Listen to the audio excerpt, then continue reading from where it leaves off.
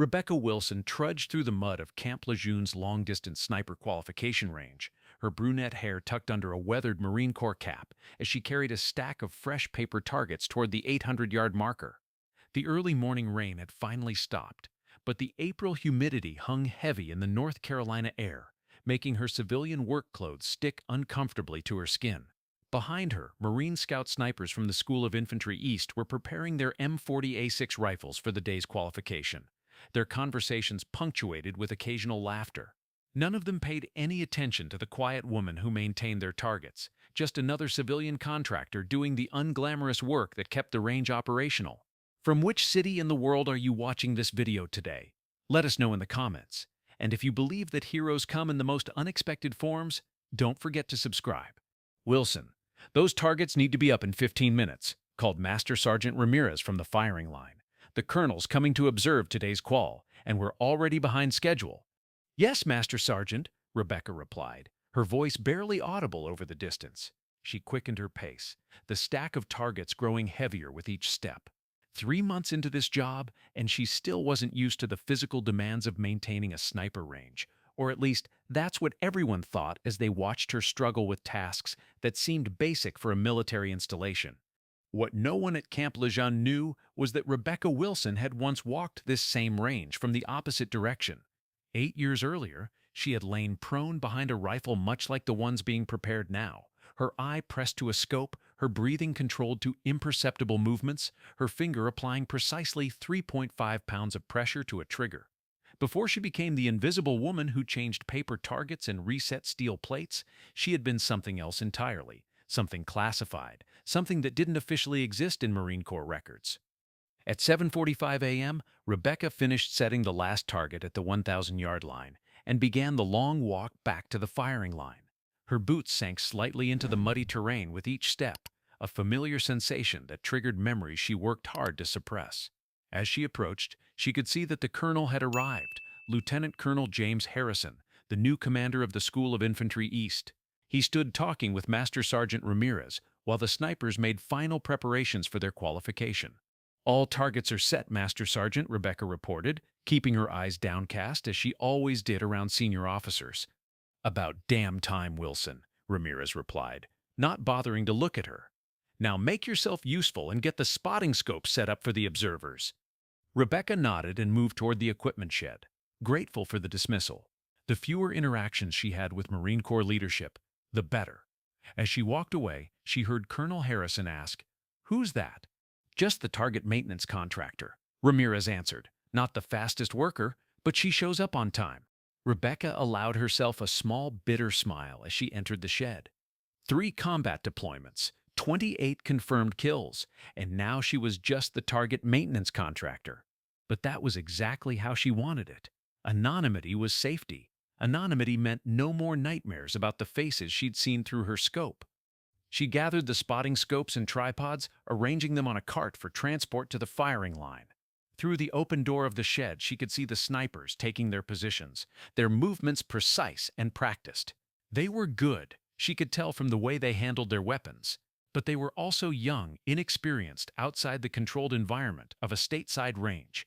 They hadn't yet felt the crushing pressure of knowing that a single shot could determine whether their fellow Marines lived or died. As Rebecca wheeled the cart toward the firing line, she noticed a new arrival, a civilian in a suit, accompanied by 2 Marine officers she didn't recognize. The man carried himself with the unmistakable bearing of someone who had served, though his haircut and attire now marked him as government rather than military. She kept her head down as she passed the group, focusing intently on the spotting scopes. "Ms. Wilson," Master Sergeant Ramirez called, "set up 3 scopes for our observers here." Rebecca positioned the tripods and mounted the spotting scopes, adjusting each one to provide a clear view of the targets downrange. As she worked, she could feel someone watching her. Looking up briefly, she met the gaze of the civilian in the suit, who was studying her with an intensity that made her stomach tighten. She quickly looked away and finished her task. "Will there be anything else, Master Sergeant?" she asked, eager to retreat to the relative safety of the equipment shed. "That's all for now," Ramirez replied. "Stay close in case we need target replacements." Rebecca nodded and began walking back toward the shed when the civilian spoke. "Excuse me, Miss Wilson?" She stopped, her heart rate accelerating slightly. Yes, sir? Thomas Blackwood, Department of Defense, the man said, extending his hand. I wonder if I might have a word with you. Rebecca hesitated before shaking his hand briefly. I'm in the middle of work, Mr. Blackwood. It will only take a moment, Blackwood insisted, his tone making it clear this wasn't really a request. He turned to Ramirez. Master Sergeant, is there somewhere Miss Wilson and I could speak privately? Ramirez looked confused, but nodded toward a small observation building near the firing line. You can use the range office. Rebecca followed Blackwood to the office, every instinct telling her to run. Once inside, Blackwood closed the door and turned to face her. It's been difficult to find you, Staff Sergeant Wilson. The use of her former rank confirmed her worst fears. I'm not Staff Sergeant anything anymore, Mr. Blackwood. I'm a civilian contractor. Yes, according to your employment records, Blackwood agreed, but according to other records, records that technically don't exist, you're something quite different. Rebecca said nothing, her face a carefully composed mask of neutrality that she had perfected over years of operations where the slightest expression could give away a position. Blackwood seemed to appreciate her silence. I'll be direct. 3 months ago, someone accessed classified files related to Operation Phantom Sight. The access came from this base. Rebecca's pulse quickened, but her expression remained unchanged. I don't know anything about that. I think you do, Blackwood countered. Operation Phantom Sight, Iraq, 2016. A 3-person sniper team operating deep in enemy territory for 67 days. 28 confirmed eliminations of high-value targets. The operation that earned you this. He placed a photograph on the desk between them. Rebecca didn't need to look down to know what it was. The Navy Cross ceremony that had never been publicly acknowledged, conducted in a small room at the Pentagon, with only 6 people present. What do you want? She asked, her voice flat. I need to know why you're accessing those files, Blackwood said. Those operations remain classified at the highest level. I haven't accessed any files, Rebecca replied truthfully. I've been trying to forget those operations existed. Blackwood studied her face for a moment before speaking again. Someone is looking into Phantom Sight. If it's not you, then... Their conversation was interrupted by the crack of rifles from the firing line as the qualification began. Rebecca used the distraction to regain her composure. Mr. Blackwood, I left that life behind. I changed targets and reset steel plates now. That's all. Blackwood seemed about to respond when the door to the office opened, and Colonel Harrison entered. Sorry to interrupt, but Master Sergeant Ramirez said you might be in here. We have a situation on the range. Rebecca felt a surge of relief at the interruption. I should get back to work, she said, moving toward the door. Actually, Colonel Harrison said, the situation concerns you, Miss Wilson. Or should I say Staff Sergeant Wilson? Rebecca froze. Sir? Harrison held up a tablet. I just received an interesting email from Headquarters Marine Corps. It seems someone has been trying to access your service record, a record that's been heavily redacted and classified. Before the conversation could continue, the door burst open again, and Master Sergeant Ramirez appeared, his face flushed with urgency. Colonel, we have a problem. 3 unauthorized personnel just entered the eastern perimeter of the range. Security is responding, but they're armed. Harrison immediately shifted to command mode. Lock down the range, get all personnel to cover. As they rushed from the office, Rebecca could see the commotion at the firing line. The snipers were securing their weapons while range safety personnel directed everyone toward the concrete barriers and bunkers that dotted the range complex. In the distance, near the tree line that marked the eastern boundary, 3 figures in civilian clothing were moving purposefully toward the range buildings. Who are they? Harrison demanded, as they took cover behind a low concrete wall. Unknown, sir, Ramirez replied. Base security has been alerted, but response time is at least 10 minutes. Rebecca peered over the wall, assessing the situation with the practiced eye of someone who had evaluated countless tactical scenarios. The 3 intruders were moving with military precision, using available cover as they advanced. This wasn't random, it was coordinated. They're here for the files, she said quietly, the realization dawning on her. Someone else is looking into Phantom Sight. Blackwood looked at her sharply. How do you know that? Before she could answer, one of the intruders raised what appeared to be a compact submachine gun and fired a burst toward the firing line. The shots went wide, but the message was clear. This was no simple trespassing. Everyone stay down, Harrison ordered as he reached for his sidearm, only to remember that as the school commander, He wasn't carrying one on the range today. Rebecca made a split-second decision. Master Sergeant, are the qualification rifles loaded? Ramirez nodded. Yes, but I need one, she said, her voice suddenly carrying an authority that made both men look at her with surprise. Miss Wilson, get to cover with the others, Harrison ordered. Sir, with respect, those men are here for something specific, and they're willing to kill for it, Rebecca said. I can stop them, but I need a rifle. Harrison hesitated, looking at the civilian woman he'd only just learned had a classified military past. Trust her, Colonel, Blackwood said quietly. You have no idea who you've had changing targets on your range. After a moment's consideration, Harrison nodded to Ramirez. Get her a rifle. Ramirez quickly retrieved an M40A6 from the firing line and handed it to Rebecca along with a magazine of 7.62 millimeter ammunition.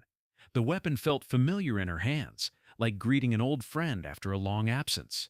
She checked the rifle with practiced efficiency, her movements fluid and confident in stark contrast to the woman who had struggled with paper targets earlier. I need elevation, she said, scanning the range complex. Her eyes settled on the observation tower approximately 50 meters behind their position. I can engage from there. That's 1,200 meters to the tree line, Ramirez objected. And those are moving targets. Rebecca didn't bother responding as she moved in a low crouch toward the tower, carrying the rifle as if it were an extension of her body. Harrison and Blackwood exchanged glances before following her, staying low to avoid being spotted by the intruders who were now approximately 800 meters from the main range buildings. The observation tower was a simple structure, a platform raised about 15 feet off the ground, with a small enclosed space for range officers to monitor activities. Rebecca climbed the ladder quickly, followed by Harrison and Blackwood. Inside the enclosure, she immediately went to work, setting up the rifle on the window ledge that faced the eastern perimeter. Do you have a range card? She asked Ramirez, who had joined them in the tower. Here, he said, handing her a laminated card with distance markers and wind flags noted. Rebecca glanced at it briefly before setting it aside. Wind is from the southwest, 8 miles per hour, gusting to 12, she said, making adjustments to the scope. Humidity approximately 85%. Temperature 72 degrees. Harrison watched in amazement as she made these calculations without instruments, based solely on observation and experience. Miss Wilson, who exactly are you? Rebecca didn't take her eye from the scope as she replied. I was Scout Sniper Team Leader, 2nd Marine Special Operations Battalion. I served 3 tours in Iraq and 1 in Afghanistan. 28 confirmed kills, all high-value targets. That's impossible, Ramirez said. There were no female scout snipers in MARSOC. There was one, Blackwood corrected, an experimental program that was never officially acknowledged. Staff Sergeant Wilson was the only graduate. Rebecca had stopped listening to the conversation. Her world had narrowed to what she could see through the scope, 3 men moving with tactical precision toward the range buildings. They were approximately 1,100 meters away now, using the terrain for cover as they advanced. They're well trained, she observed. Former military, possibly special operations. She controlled her breathing, slowing her heart rate through techniques she had mastered years ago. The first intruder came into clear view as he moved between cover positions. Rebecca made a final adjustment for windage, exhaled halfway, and squeezed the trigger. The rifle cracked, and 1,100 meters away, the first intruder dropped. The other 2 immediately took cover, now aware they were under fire from a precision weapon. Target down, Rebecca said calmly, already adjusting her aim for where she anticipated the second intruder would appear. They'll try to identify my position now. Harrison stared at her in disbelief. That was a 1,100-meter shot on a moving target with an unfamiliar weapon. The M40A6 is never unfamiliar, sir, Rebecca replied, her eyes still to the scope. I qualified on the predecessor of this rifle model. The second intruder made a critical error, exposing himself briefly as he attempted to move to better cover. Rebecca's second shot found its mark, and another figure collapsed to the ground. 2 down, she reported. The third will be more cautious now. For several tense minutes, there was no movement from the remaining intruder's position. Rebecca remained perfectly still, her breathing steady, her focus absolute. This was the true test of a sniper, not just marksmanship, but patience. As if to prove her point, a small movement caught her attention. The slightest shift of a branch near where the third intruder had taken cover. Most would have missed it, but Rebecca had spent countless hours watching for exactly such subtle indicators. "There you are," she whispered, making a minute adjustment to her aim. The third shot rang out, and after a moment, she confirmed, all three targets neutralized. Later that afternoon, in Colonel Harrison's office, Rebecca sat across from Harrison and Blackwood, her service record now unredacted, open on the desk between them. Scout Sniper School, top of class, MARSOC selection, distinguished graduate, 3 Bronze Stars, 2 Purple Hearts, and a Navy Cross that officially doesn't exist. Harrison read, shaking his head in disbelief. "And for the past 3 months, you've been changing paper targets on my range." "It was quiet," Rebecca said simply. "No one asked questions." "Well, they're asking now," Blackwood interjected. "Those men today weren't random. They were after information about Operation Phantom Sight, and they knew you were here." Colonel Harrison closed the file. "Miss Wilson, Staff Sergeant, I can't in good conscience keep you in a civilian maintenance role now. Not after what happened today. Not with what I now know about your capabilities." Rebecca felt the walls of her carefully constructed new life crumbling around her. "What are you suggesting, sir?" Harrison exchanged a glance with Blackwood before continuing. "We've been trying to establish an advanced marksmanship program here at the School of Infantry, teaching the next generation of scout snipers techniques that can only come from combat experience." "You want me to instruct?" Rebecca said, not a question but a realization. "We need you to instruct," Harrison corrected. "These young Marines deserve to learn from the best, and based on what I saw today, that's you." The next morning, as the sun rose over Camp Lejeune's sniper qualification range, Rebecca Wilson stood at the firing line, watching as her first class of students prepared their rifles for the day's training. She was no longer the invisible woman who changed targets and reset steel plates. She was Instructor Wilson now, and the weight of the responsibility felt strangely right on her shoulders. "Listen up," she called to the class of Marine Scout snipers. "My name is Rebecca Wilson. For the next 8 weeks, I'll be teaching you advanced marksmanship techniques that can't be found in any manual." A young sergeant raised his hand. "Ma'am, what qualifies you to teach scout snipers?"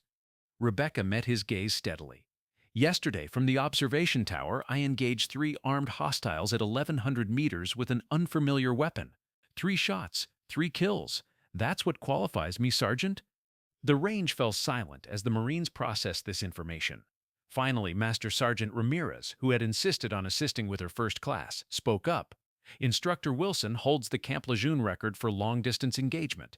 I suggest you pay very close attention to what she has to teach you." As the class began, and Rebecca demonstrated the proper prone position for extreme long-range shooting, she felt something she hadn't experienced in years, a sense of rightness, of being exactly where she belonged. The nightmares might never fully disappear, and the questions about Operation Phantom Sight remained unanswered. But for the first time since leaving active duty, Rebecca Wilson was no longer hiding from who she was.